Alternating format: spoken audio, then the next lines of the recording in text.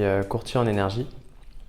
Donc ça consiste à aller négocier et démarcher les professionnels pour comparer au niveau de leur facture et de leur fournisseur d'énergie. Donc exemple type, le client est chez EDF, il souhaite réduire sa facturation. On va faire une étude de marché par rapport à plusieurs fournisseurs et lui sortir du coup le meilleur tarif qu'on aura pu négocier pour son établissement et sa consommation. Je travaillais un peu pour des grands groupes à droite à gauche en tant que commercial. Puis un jour j'ai eu une proposition d'embauche en vendeur indépendant dans ce domaine qui m'avait plu. Et donc on s'est associé à la base il y a déjà un petit peu plus d'1 an avec 3 personnes, on a monté notre structure et puis on s'est dit si les gros savent le faire, pourquoi pas nous?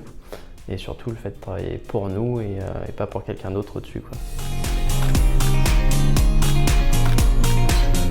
On n'a absolument aucune limite puisqu'à partir du moment où chaque personne, en l'occurrence professionnelle, qui paye sa facture d'électricité, donc il y a un compteur chez lui, on peut le faire de absolument toute la France. Et après c'est beaucoup de déplacements parce que on a une philosophie qui fait qu'on préfère aller voir notre client, le rencontrer, lui expliquer qu'il a au moins un visage identifiable.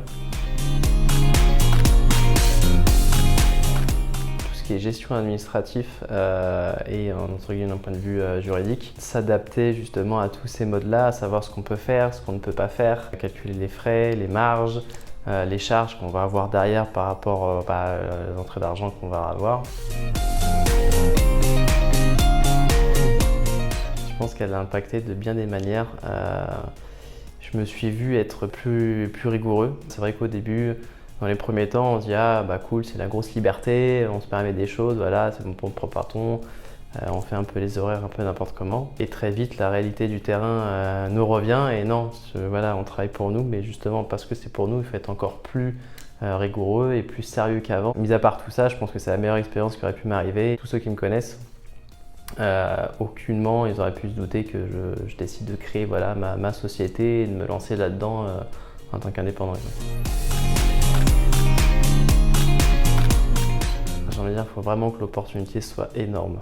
Pour moi, pour le niveau de vie que j'ai apprécié et que j'ai envie de garder, je ne me vois pas retourner en arrière et recommencer à zéro. Le fait de rendre des comptes et de ne plus faire les choses comme nous on l'entend. Ça, je crois que j'y arriverai plus.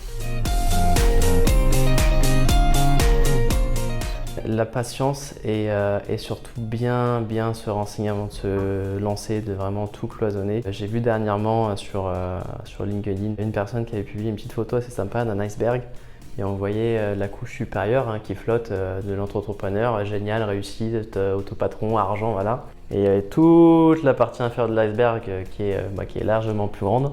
Et là, il y avait tous les petits soucis de gestion, de frais, éventuellement de salarial, voilà, tout ce qui peut s'en suivre, de temps, de fatigue, des rentrées d'argent selon l'activité qui ne sont pas forcément au rendez-vous par rapport à tout l'énergie qui a été mise en avant. Vraiment bien cloisonner son idée, où on veut aller, se fixer des objectifs, tout se donner pour les réaliser.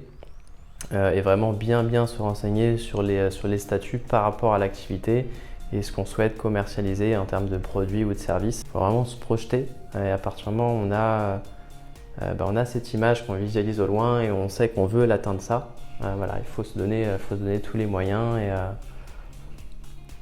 puis ça devrait passer.